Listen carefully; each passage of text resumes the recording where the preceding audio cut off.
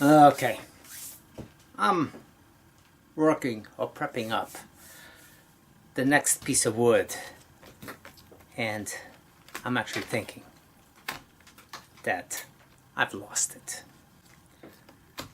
Now, lost it in a sense, lost my marbles. This thing, don't think it's actually doable. But you know something? We only know if we try. I'm not saying put yourself in danger. But if you are able to slow down your lathe and approach your tools easy, an easy approach, you'll find that your capabilities of wood turning will also grow. And the key to being able to turn odd pieces, it's not how brave you are, it's how slow you can go. With, of course, the knowledge of your tool control, knowing your safety that you should follow.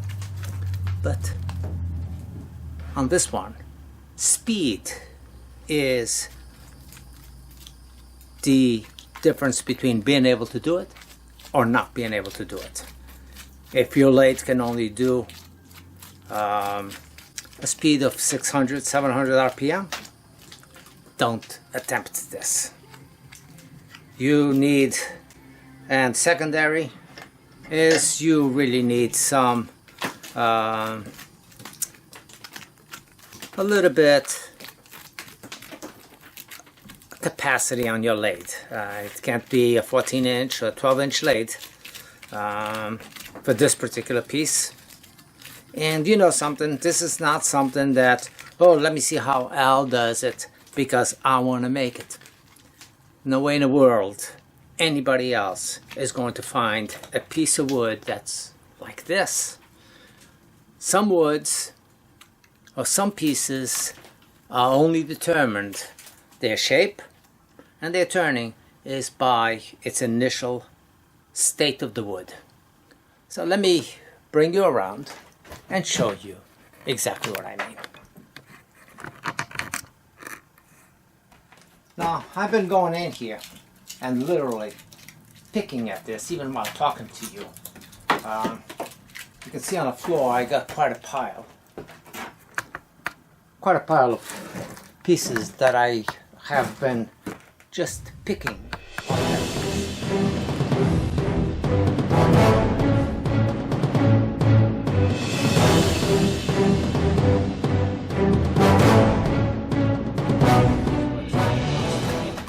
on this case. Now I am going to put this on the bandsaw and get it to a size that's manageable, at least to mount it, because I don't have anything on the top to put on my spur drive or on my live center for that matter.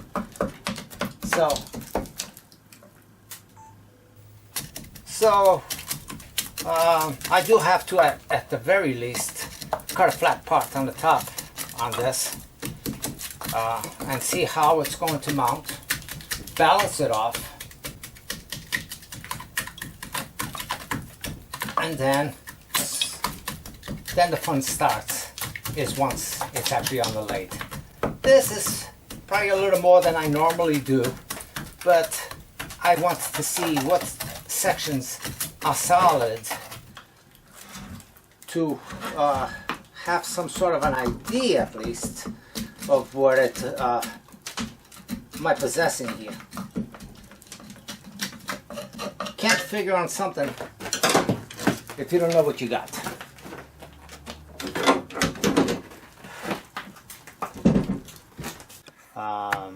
So I will not bore you with lengthy processes of just cut, but I won't cheat you out of seeing the development of the piece as it's developing and what it's posing and what I'm doing with the piece as far as what do I see, where is it going, what's the piece presenting to me at the different phases of this wood.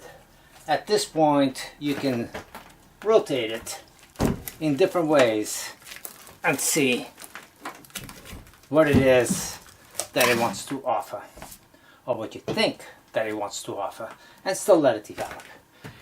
And I think what I see here is, I know I've done it before, but nothing like this. A mushroom style bowl, and leaving these outside wings all part of its character. Why? Because this part is pretty solid. It's going to give me a body of the hollow area. These long flaps are somewhat solid, and I don't have to interrupt them other than come from underneath this big branch and do its thing. Now, it's not going to be still your typical.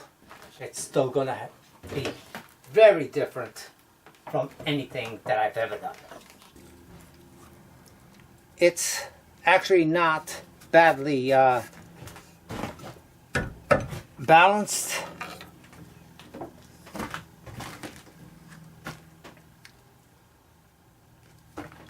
Time to gear up for safety.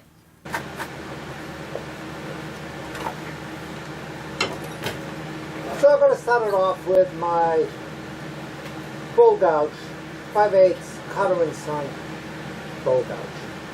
Speed 300 RPM or so.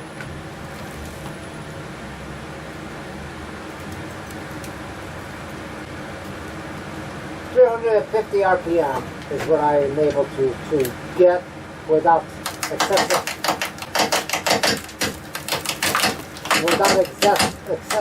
bounce. Gotta find it first. Find where you're hitting the wood, because you're hitting a lot of air, or I'm hitting a lot of air. And I'll be able to see my cuts in a little bit.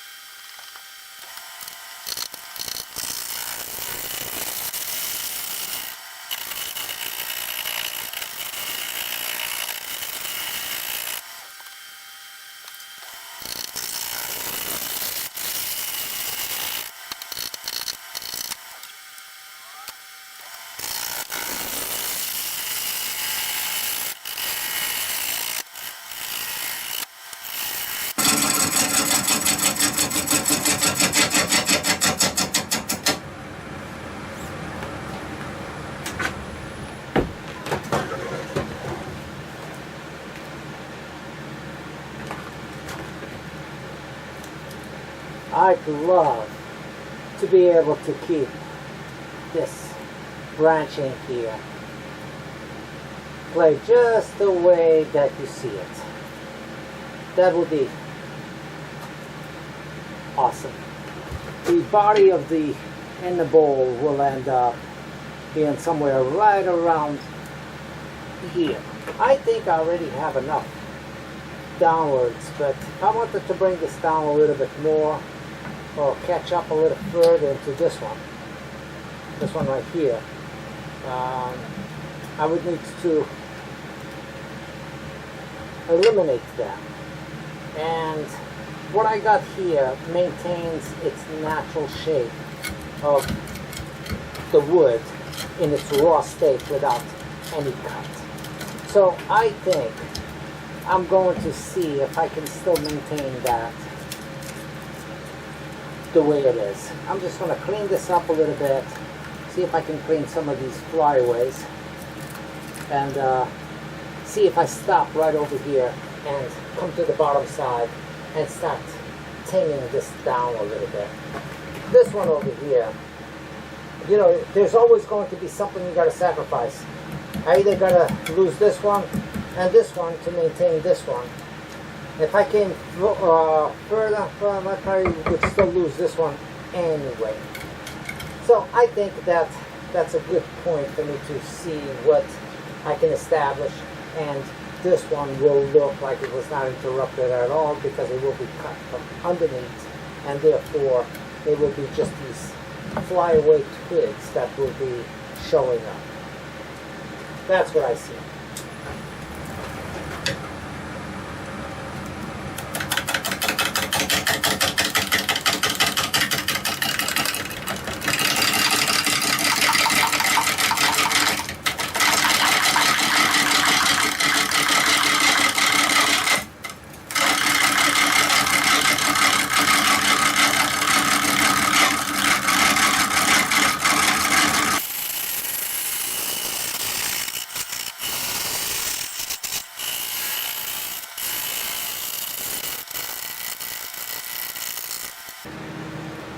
So I'm going to lighten this up a little bit and start going in here, make a round base on it, probably maintain a little bit of the same that I got going through the top on it, but I want to see exactly how much I'm able to go. I actually might just chew up the bottom to make my tenon and leave this base the way the top is to complement it. So if I do that, I gotta go in here, nice and easy, find it of course, but I can also go in here and start sneaking it in a little bit.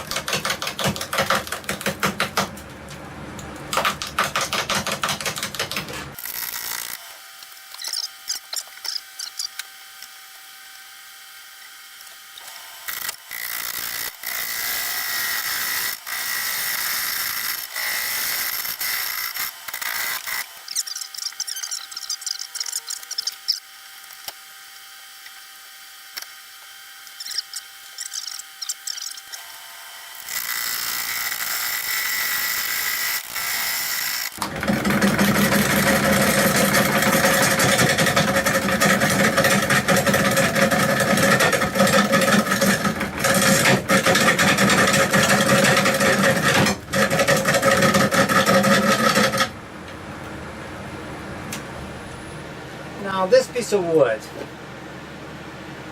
when I go for a walk with my wife, I had seen it on the ground for quite some time actually, and told my wife a few times, oh, I should grab that. And joking around, I said, oh, you know, you should pass by there and pick up that piece of wood that's off to the side. She would laugh at it. But anyway, I came home yesterday and the piece was sitting in the yard. So yeah, she went for her walk and dragged it. And it was fairly heavy, so I'm surprised that she brought it home.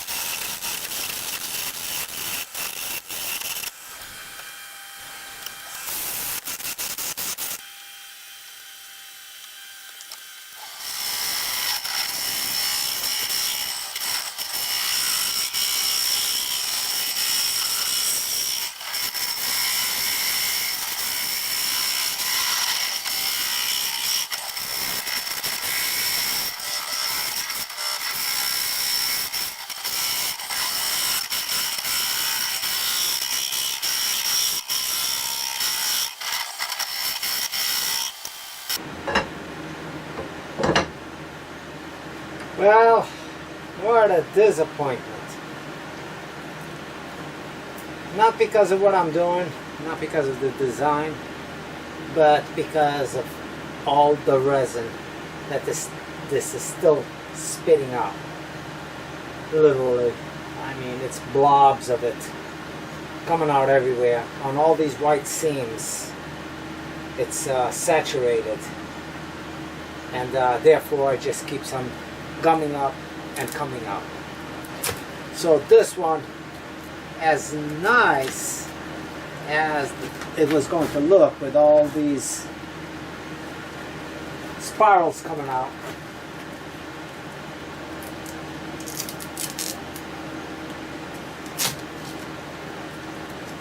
I met my match for this one.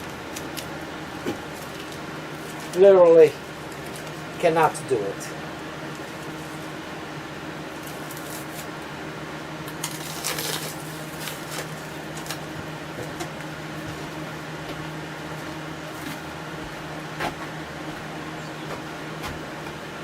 Well, you can see that I'm back on week 2 of definitely the impossible piece. Last week I was over here and I started turning this piece with much anticipation of something being extraordinary. And the problem was on how much resin this thing is letting out. You can see blobs of it here. It was literally oozing out of these veins that go through here. This is all resin. It's soft to the touch. You can indent your fingernail into it. And I'm touching it and I'm getting kind of still sticky with some of the stuff that was gushing out of here. But anyway, out of this video, out of last week's video, at the end, I decided to take a little clip of it and I posted it on Facebook as to, and question, should I finish it or not? Now, the results have been amazing on both, whether if I should or shouldn't. With that, many great suggestions on what to do with it. And some really good, some I'm not so sure about. But the ones I know for a fact that are not good are the ones that said, Al, throw in the towel. Throw it away. Still not going to do that. I am determined to try, at least to try. It might not succeed, but I won't succeed if I don't try. I will have success even if I fail, because you gotta give it all you got on something you want done. It's not gonna be done by itself. I don't throw in the towel with challenges. I am driven by challenges, if anything. So the more people said, Al, you can't do it, Al, throw in the towel, Al, just put it aside and let it go, Al, put it in the fire pit, the more determined, I shouldn't say that, the more determined I am, because I knew what my determination was going to be. It was going to be to try finishing anyway.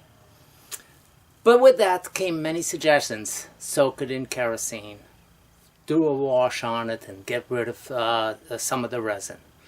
Bake it in the oven at different temperatures, different people said it. Put it in a kiln and let it ooze out.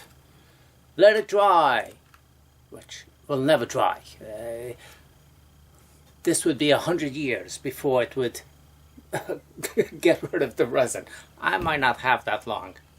I plan to stick around for a while, but not that long. But I always had one thing in my mind that I was going to be trying, and that's what I'm going to be trying. It's not any of the ones that were suggested to me, but it's close. It's heat. Heat is probably the answer to this. My method of heat is burn the damn thing is put the torch to it and have a water hose ready by its side. So I'm going to take it outside, and I'm going to take my torch, and I'm going to touch this area, which is already pretty close to where I want it to be. And towards the end, I'll probably do one more torching.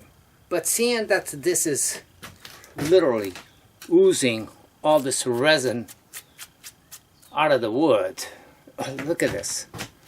Look at this. It's like a snot coming up out of this. You can see that, right?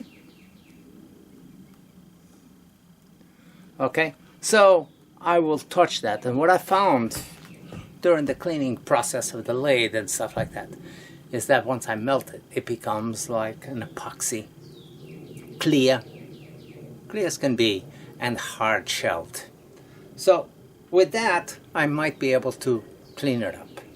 I'm not going to show you the burning, but I'm going to bring it just outside the door, and hopefully you can see what I'm doing to it, or at least the technique.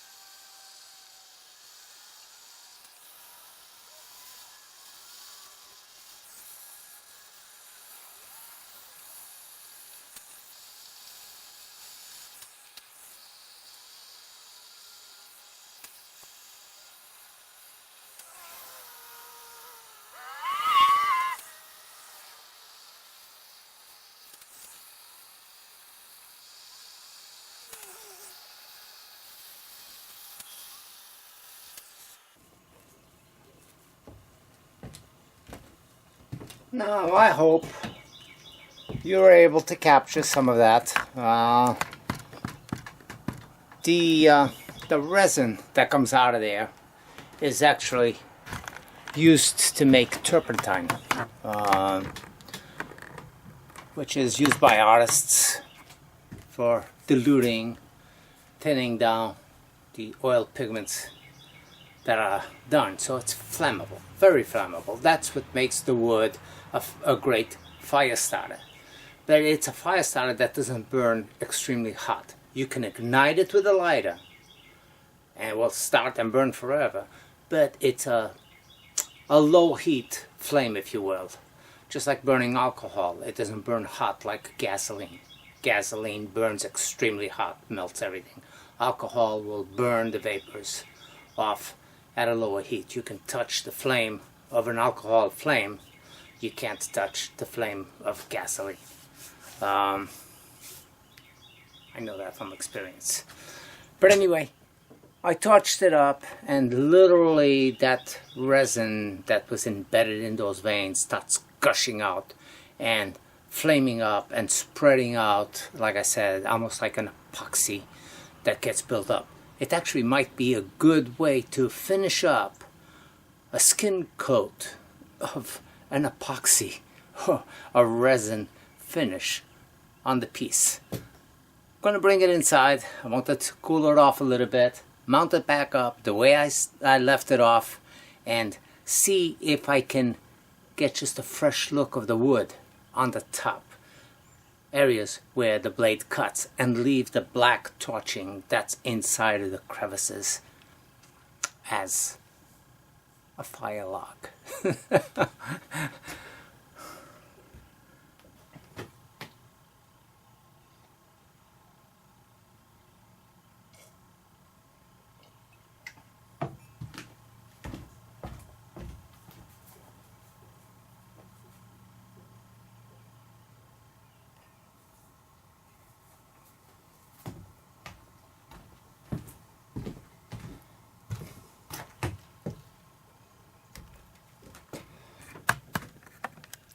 So here it is, torched up, and you can see that this shiny stuff is the resin burnt up, and it does become, it loses its stackiness, and it becomes like an epoxy. And you can see how much there is on this piece.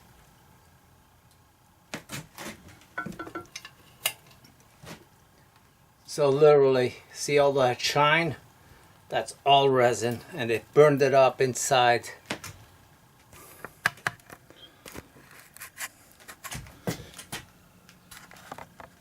And it burned it up inside these crevices going through here, so they're hollow now. It melted the outside, and I got a little bit of charcoaling on this. As you know, I lost this wing also last week, so this wing is most likely not going to stay on when I start turning it. I might lose it. At the end, I might need to put it back.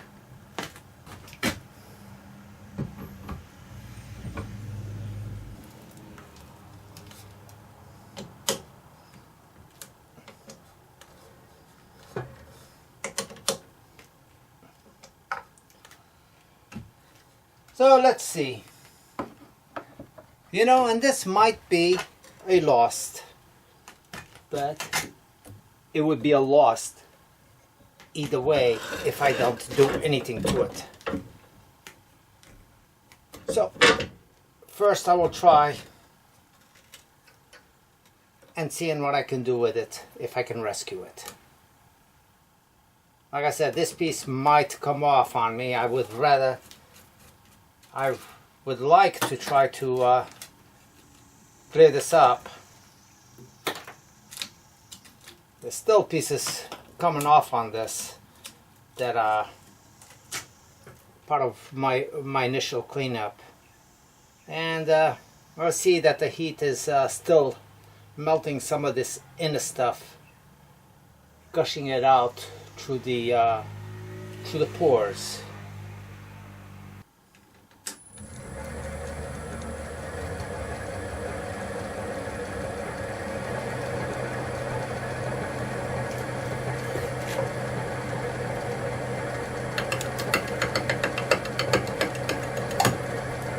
There's that gunk flying off.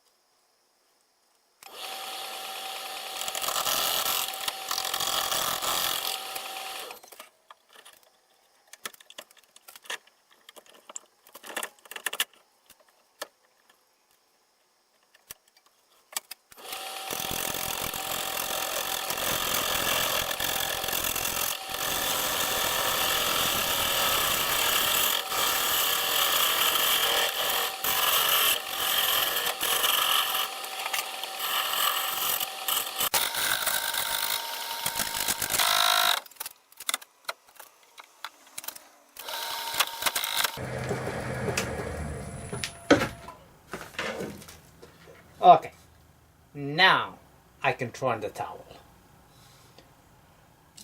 Not gonna be able to get in here. It's still gushing out. Resin everywhere. So therefore, this piece is definitely coming off the lathe without me having any options. But the options that I did have was to throw in the towel prior or after. And to me, that is not an acceptable method of not trying.